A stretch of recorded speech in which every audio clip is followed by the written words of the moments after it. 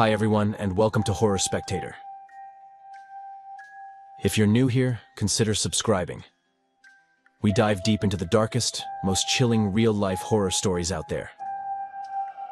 And if you're a returning viewer, I'm so glad to have you back, friend. Dim the lights, get comfortable, and let's head back into the mountains. And remember, viewer discretion is advised.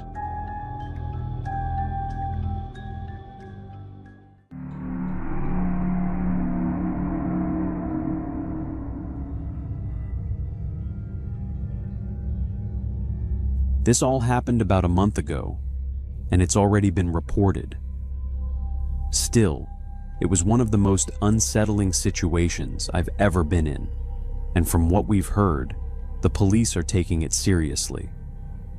Ours wasn't the only report that came in from that area around the same time, and apparently one of the other incidents ended much worse.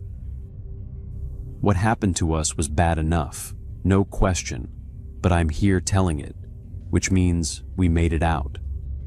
Not everyone did. From what I understand, at least one person involved in a separate report didn't survive, or is still missing, which is why the investigation hasn't been brushed off as just another hiker story.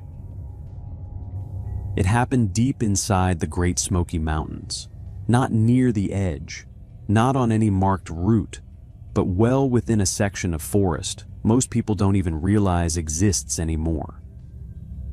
There used to be a trail there years ago, one that was actually pretty popular back in the 90s, but it was shut down abruptly and, as far as anyone knows, never officially explained. These days, it's not just closed, it's gone. No signs, no maintenance, nothing to suggest it was ever meant for people to walk through. You wouldn't end up there by accident. It was me, along with 3 close friends, Emily, Sarah, and Lucas. 2 guys, 2 women, all of us having known each other long enough that silence between us never felt awkward, and conversations could pick up exactly where they'd left off, even if months had passed. We'd been talking about doing a trip like this for years, ever since we were younger and had more time than responsibility. Back then, hiking wasn't something we had to plan around work schedules or deadlines. We just went. But things change fast when you step into adult life, and suddenly it feels like you have to prove yourself constantly just to move forward a little. That kind of pressure has a way of pushing aside the things that actually matter, friendships, moments like these, the kind you don't realize you're missing until too much time has gone by. So we decided to make it happen, no excuses this time. And Lucas, being who he is, immediately suggested we check out that abandoned trail. He's always been into obscure topics, the kind of guy who reads about unsolved disappearances or forgotten places and turns it into something halfway between curiosity and entertainment. When he mentioned that trail, there was something about it that caught our attention. A place that was just odd enough to make you want to see it for yourself, right in the middle of one of the most visited national parks in the country. Getting there wasn't simple. We had to hike for about a day and a half just to reach the area where the trail used to run, and there were no roads leading anywhere close, no cabins that we knew of, no signs of recent human activity at all.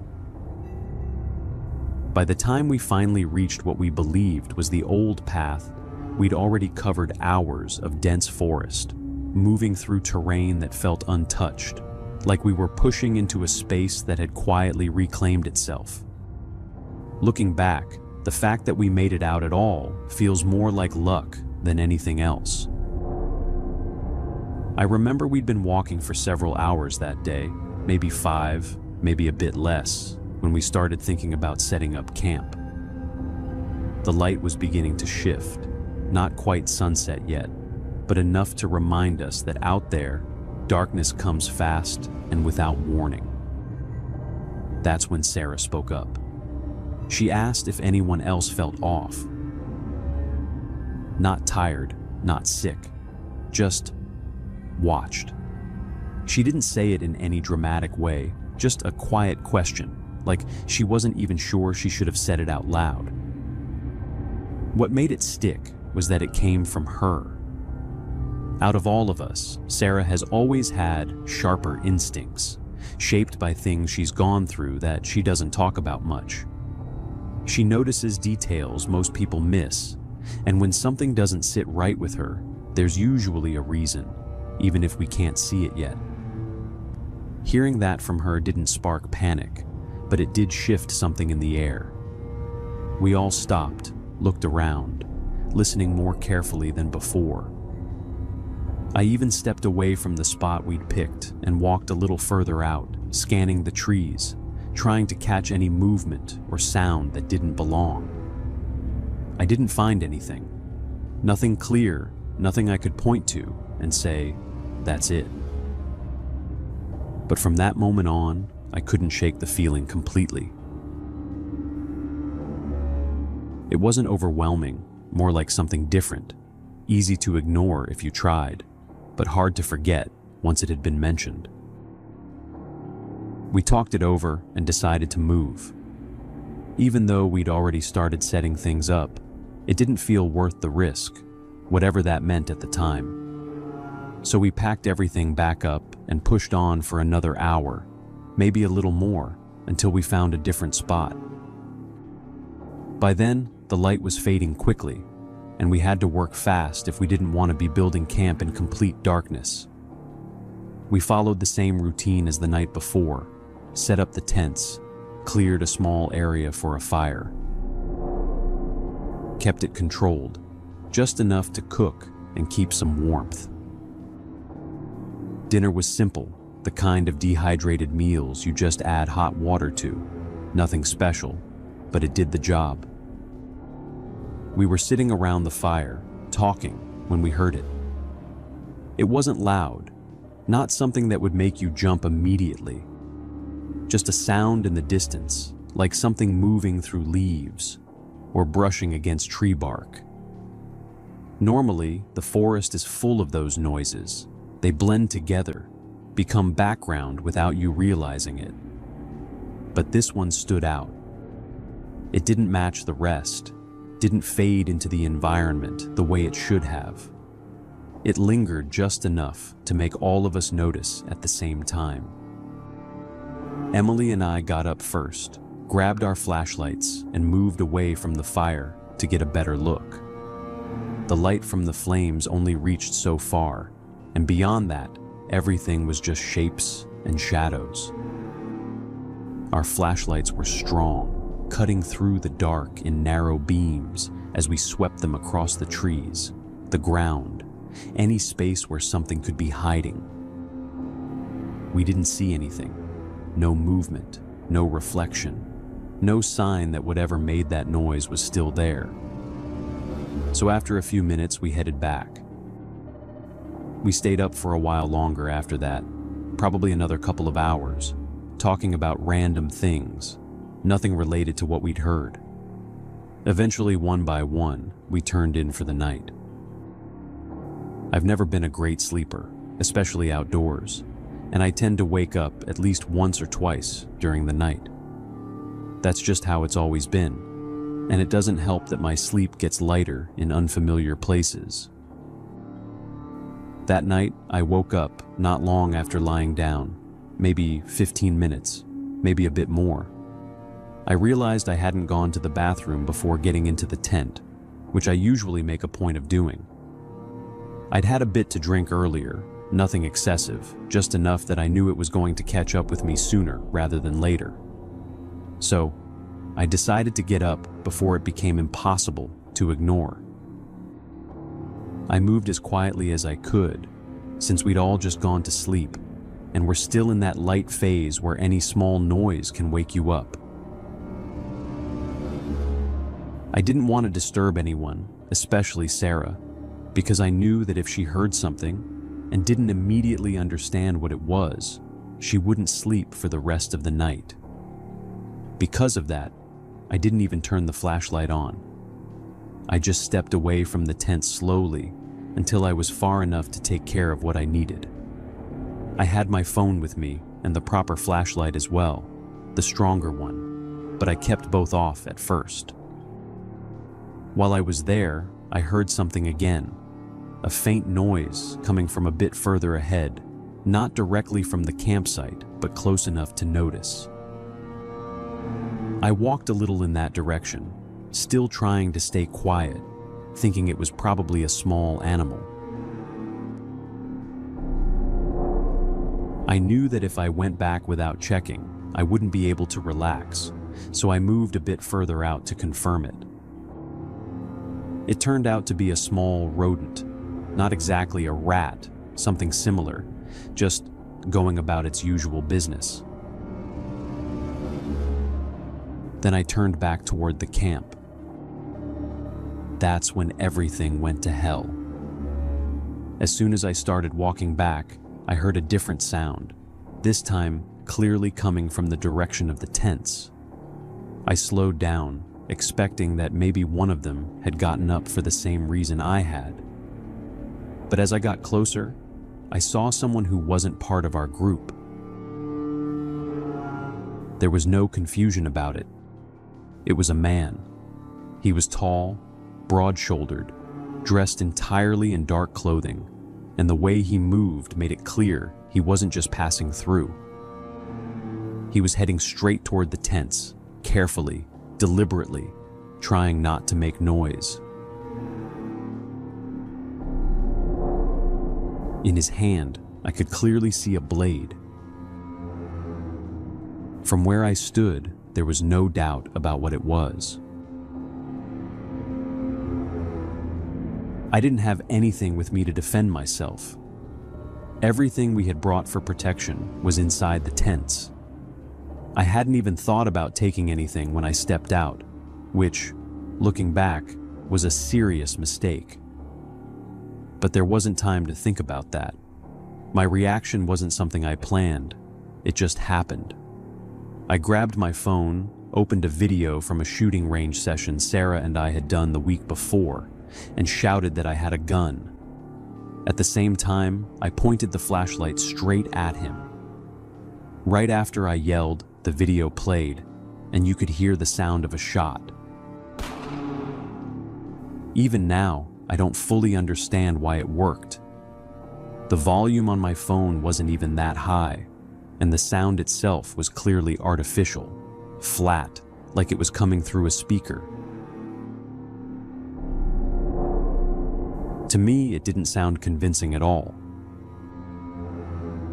But he reacted instantly.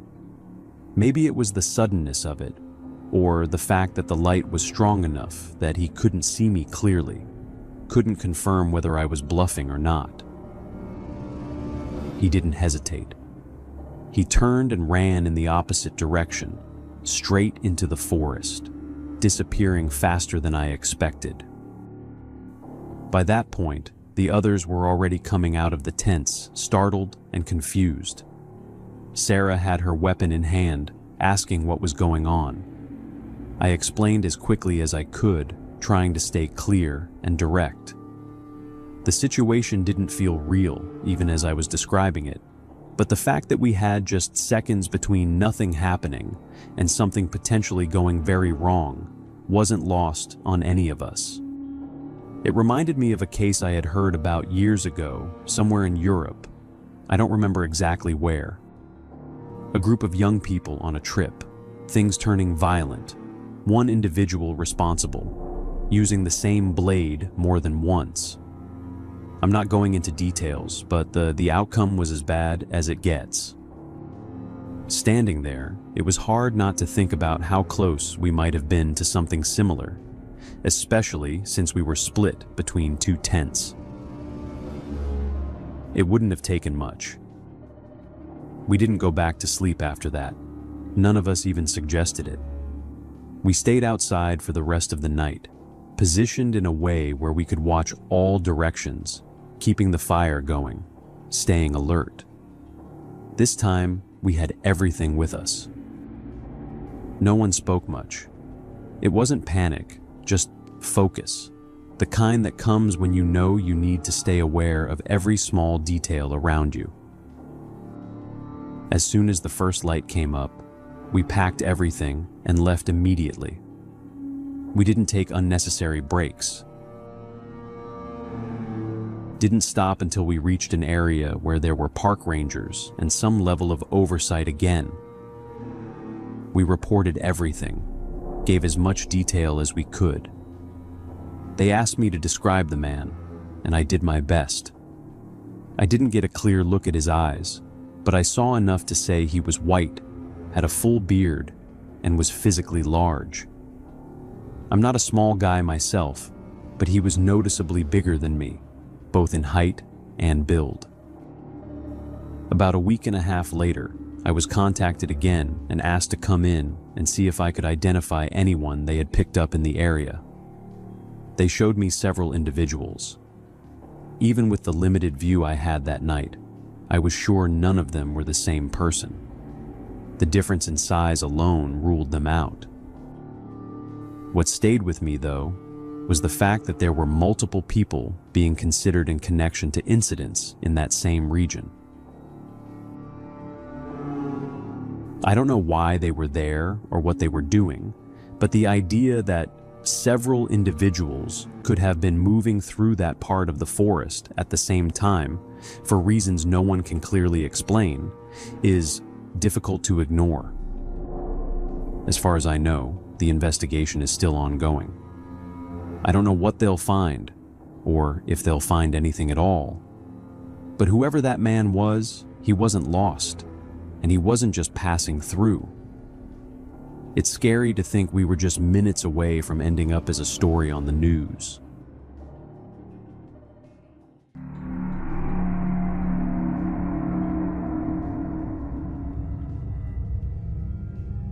I don't know if the story I'm about to tell is particularly well told, or if I even have much of a talent for telling it. But it was frightening enough that it stuck with me, and it happened about 5 years ago in the Great Smoky Mountains. In a section of the Appalachians where I thought I knew what I was doing. I wouldn't say I'm extremely experienced when it comes to camping or climbing, but I'm not a beginner either. I'd put myself somewhere in the middle, comfortable enough to go out alone, but not arrogant about it. At the time, I was planning a short 2-day climb, nothing too intense. The incline wasn't particularly steep, and overall, it was supposed to be manageable. Still, that trip taught me 2 things very clearly. The first being that I finally understand why people say they would rather run into a wild animal than another person out there. Because with an animal, you can at least predict behavior to some extent.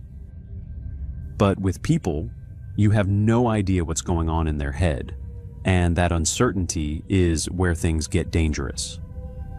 The second thing is that when people share stories like this, there's always someone behind a screen saying they would have acted differently, that certain decisions were stupid, and I used to agree with that to some extent, because sometimes people do take unnecessary risks.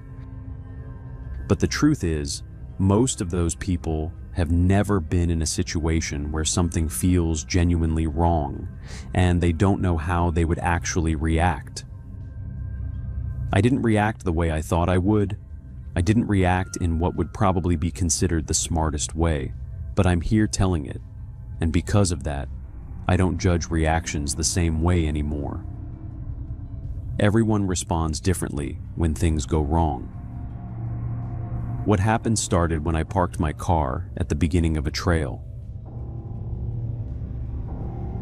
I noticed there were 3 other vehicles there besides mine.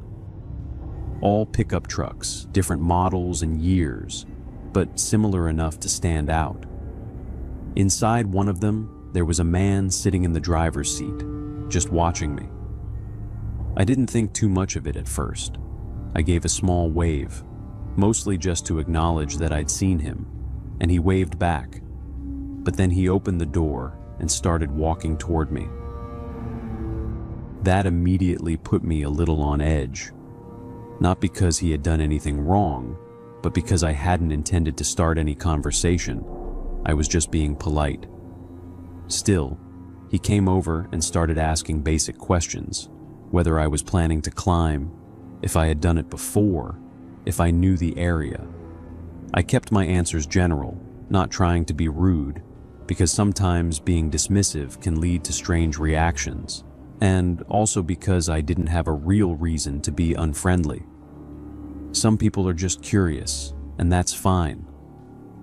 After a short exchange, I told him I needed to get moving because I didn't want to lose daylight.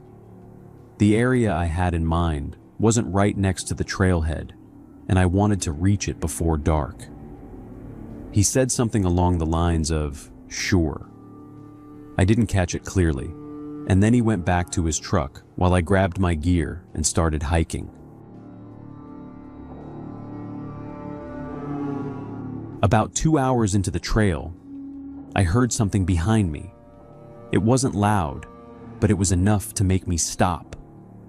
Instinctively, I stepped off the trail and positioned myself behind a cluster of trees, not fully hiding, but enough to stay out of direct view. Less than a minute later, I saw him. It was the same man from the pickup, walking along the trail I had just been on, looking around in a way that didn't feel casual, more like he was checking the area. My first thought was that he might be looking for me, that he had followed me and was trying to figure out where I had gone. At the same time, I tried to stay reasonable about it. Because it was still a public trail, he had every right to be there.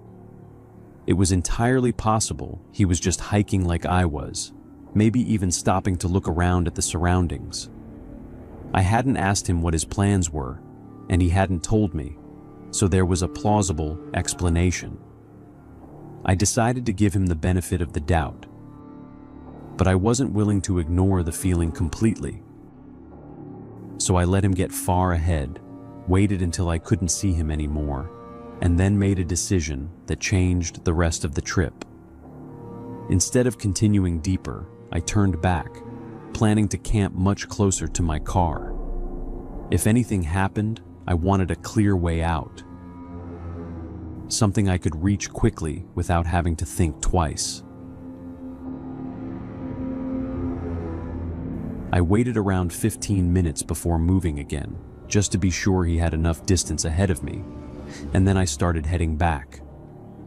At that point, I thought that would be the end of it, just an uncomfortable interaction that didn't lead anywhere. By the time the day was coming to an end, I set up camp not far from the trailhead, maybe a 15-minute walk from my car, close enough that I could get there quickly if needed. I put up my tent, got a small fire going, and tried to settle into the evening. It was around 11:30 at night when he showed up again. He walked straight into my campsite and started talking to me like nothing had happened. At that point, my stress level was already high, and my reaction was sharper than before. I asked him what he was doing there, whether he had been following me, and told him I had already seen him on the trail earlier.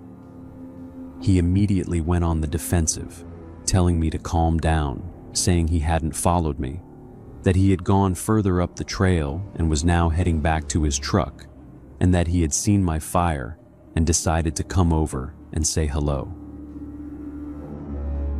It didn't sound convincing. I told him that was fine, but that I wanted to be left alone, that he should keep going. He said something I didn't fully catch, stepped away from the campsite, and eventually moved off, still muttering under his breath. But that was the moment I knew it was no longer safe to stay there. The man had clearly been thrown off by my reaction, and I didn't know him at all. It was obvious he had been following me, and like I said before, I was already uncomfortable, and I wasn't going to ignore that just to avoid overreacting. Even though I trusted my physical ability to some extent, I had no idea what he was capable of. And that wasn't a risk worth taking. So I packed up immediately. Not everything, just the essentials, the expensive gear, and the things I needed to get back safely, and I started heading down. I didn't follow the main trail directly. Instead, I moved along a parallel path where I could still see the trail but wasn't fully exposed on it. I kept a steady pace, faster than I normally would, focused on getting back to the car as quickly as possible. But not even 10 minutes into that descent, I saw him again. This time, he wasn't alone. He was coming up the trail with 2 other men, and they were carrying firearms. The moment I saw them, my body just locked up. I moved off to the side, staying low between the trees, making sure they couldn't see me. I watched them pass, heading toward the area where I had just been. I waited a couple of minutes after they were gone, just to be sure they were far enough not to hear me, and then I ran. I didn't stop until I reached the car. I got inside, locked the doors, and drove out of there immediately. As soon as I had some distance, I called the police and reported everything. They responded faster than I expected. Within about 18 minutes, they were already in the area where I had been. They called me back to say the pickup was still there, but there were no signs of the men. Later, I found out the truck had been reported stolen 4 days earlier. After that, I never heard anything else. No updates, no follow-up that led anywhere I could see. What I do know is that if I hadn't trusted that initial feeling, if I had ignored it, or tried to rationalize everything away, things could have ended very differently. I don't think I did anything that would have provoked them, nothing that would justify them targeting me, but the fact that it started with that conversation and continued the way it did was enough for me to understand their intentions weren't good. That's the reason I'm telling this. If something feels off, don't ignore it. Don't worry about being polite or about whether you're overthinking it. It's better to cut a good plan short than to stay and regret it later because you didn't listen to yourself.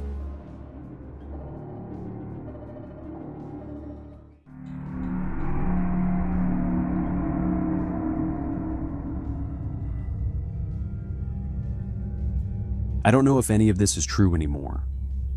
Around these mountains, truth gets worn down the same way the ridgelines do, slowly, by weather and repetition. Stories survive longer than records here, older than county lines, older than churches, sometimes older than names themselves. If you spend enough time in the far western edge of North Carolina, near the old spine of the Appalachians, where Clay County folds into Cherokee land and the ridges run south toward Georgia, you eventually hear people mention Chunky Gal Hollow. Not directly at first, usually sideways. A warning disguised as a joke. A road someone tells you not to take after dark. A fishing spot nobody fishes anymore. Again, I don't know whether this is a made-up story or not. I believe that, like any other story passed down from generation to generation, it is part truth and part invention, with each new century adding more pieces to it. But whether invented or not, it shapes many of the choices made by people who live in this area, and it undoubtedly influenced much of my upbringing. Either way, the story is well known around here. And eventually, if the person speaking is old enough, or trusts you enough, they mention the lake. Not by one name either. That is what made me start taking the story seriously. In archived survey notes from the 1800s, the water appears under different descriptions depending on who recorded it. Blackwater Sink, Widow's Basin, Hollow Lake, simply the still water east of Chunky Gal. The Cherokee families who remained in the region after removal reportedly avoided naming it altogether. One fragment collected in the late 1930s by a WPA oral history worker references the water that listens. The line was crossed out in pencil in the final transcript. The area itself is real enough. Chunky Gal Mountain exists. So does Chunky Gal Gap. The forest there is very dense, with steep hollows where fog settles and stays, where sound carries strangely, where distances feel bigger. The geography creates natural acoustic dead zones. Hunters still talk about it. You can stand less than a quarter mile from another person and hear absolutely nothing from them if the ridges fold the right way. Before the land became fragmented between Forest Service control, timber claims, and private inheritance disputes, several isolated families lived deep in those hollows year-round. Census records from the early 1800s show small settlements appearing and disappearing without explanation. Entire households simply vanish from later records. Usually historians attribute this to migration, disease, or clerical inconsistency. But in Clay County, there are gaps that locals still notice. Names removed from church rolls without burial dates. Cabins found abandoned with tools left inside. The earliest version of the lake story appears to date back to sometime between 1817 and 1824, though nobody agrees on the exact year. According to oral accounts collected from descendants in Brasstown and Tusquity, a family named either Ledford, Ledbetter, or Redfern, records differ depending on the speaker, settled near a small body of water deep in the hollow beyond Chunky Gal Gap. What made the family unusual was not isolation. Everyone there was isolated. What stood out was permanence. While other settlers moved downhill after harsh winters or poor harvests, this family remained for generations on the same patch of land.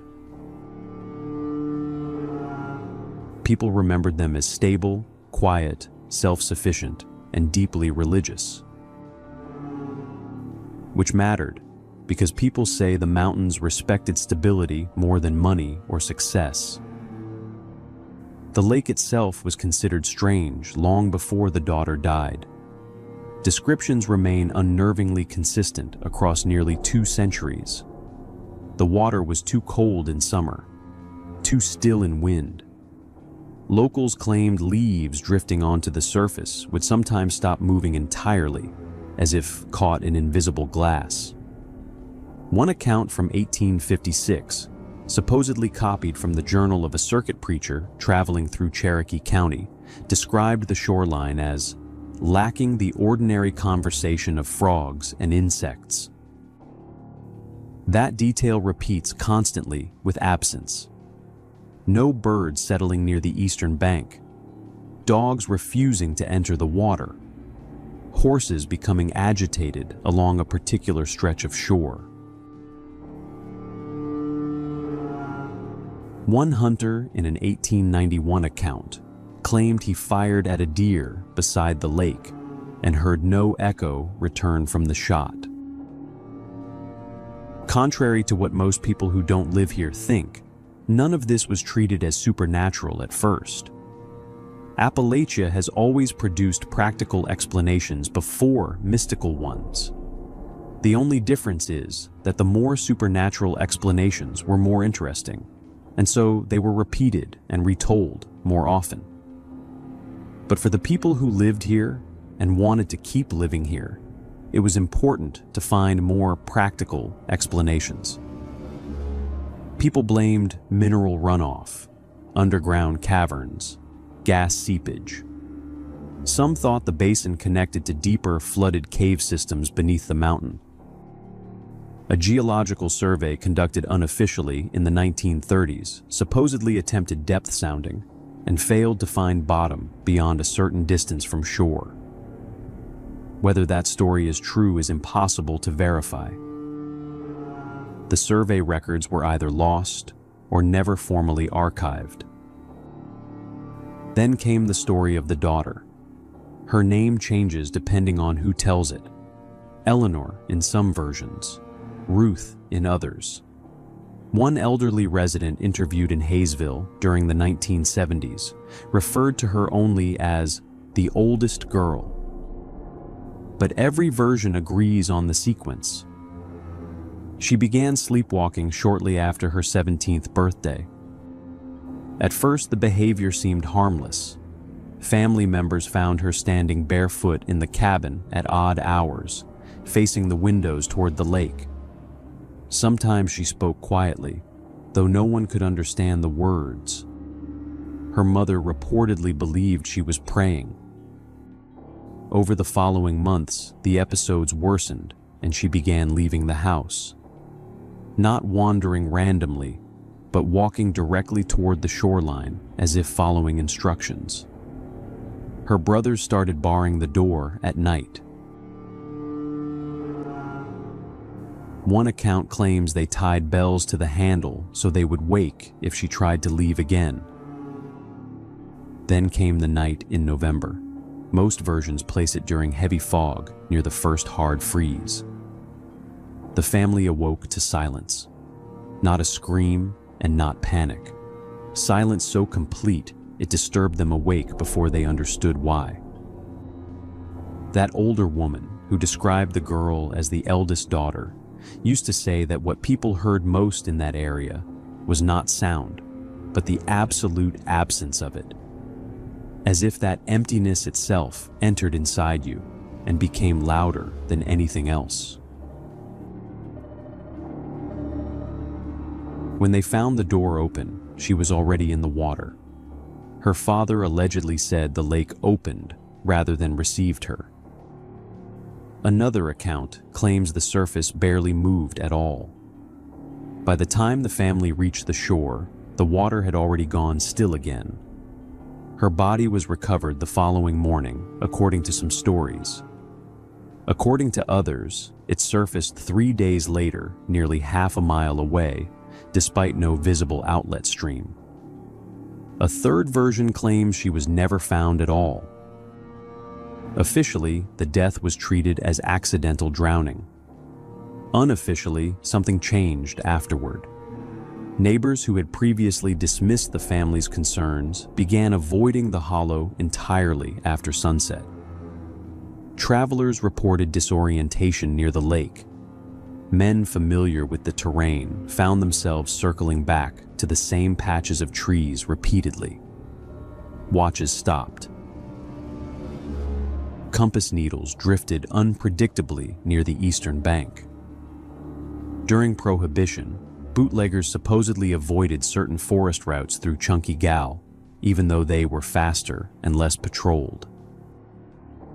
The stories become harder to separate from folklore after the Civil War, but they also become more frequent. In 1878, a surveyor from Macon County reportedly disappeared for nearly 30 hours while mapping timber boundaries near the hollow.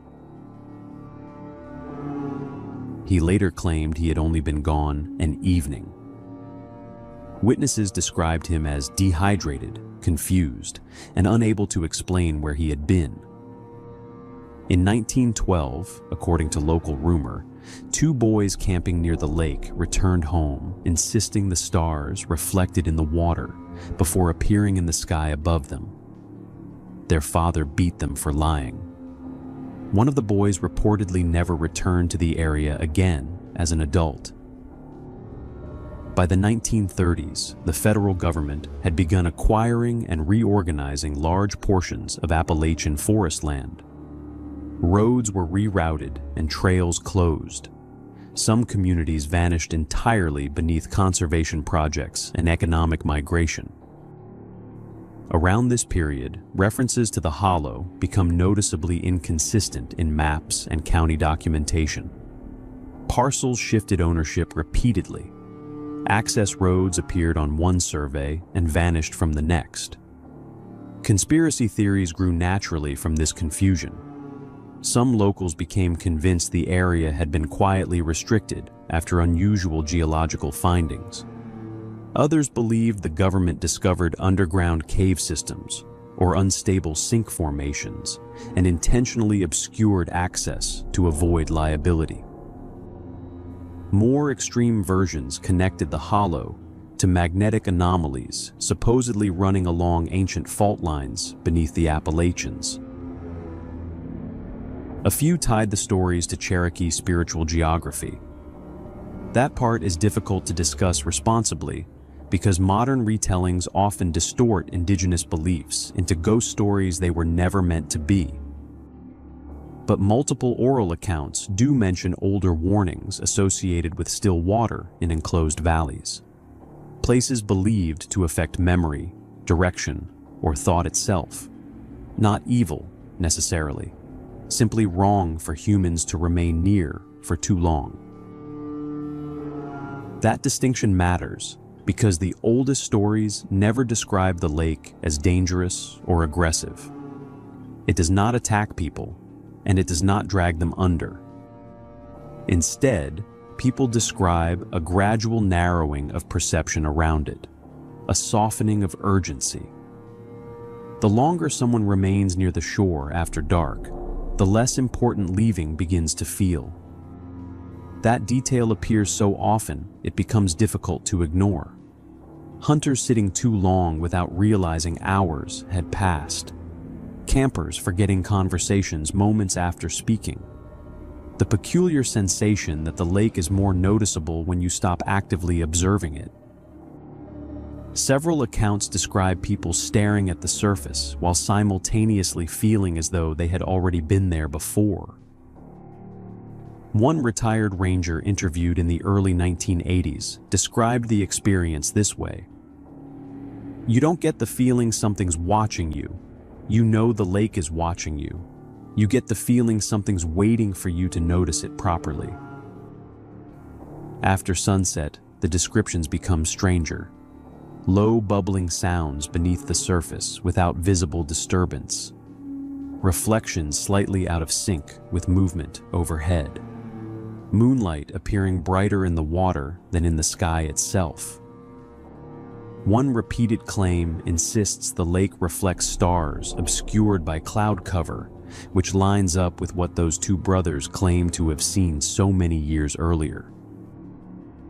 Today, most people in the region avoid discussing the hollow in detail, especially older residents whose families have lived there for generations. Not because they necessarily believe the stories literally, but because repetition itself has become part of the caution. The mountains train people into habits. Certain roads are not taken at night. Certain places are left alone after dusk. No signs are needed. People simply know without needing them. These days, this area is actually off limits. I can't figure out exactly why, but I do know that if you're caught inside the perimeter, you're committing a crime. Like I told you, I truly don't know how much of this story is real. I know some part of it could be true, and I know most of it is probably false. Either way, I've spent years being haunted by these encounters, and I've spent years fascinated by the story of the lake and what it means to the people here. I thought it was worth sharing this investigation of mine,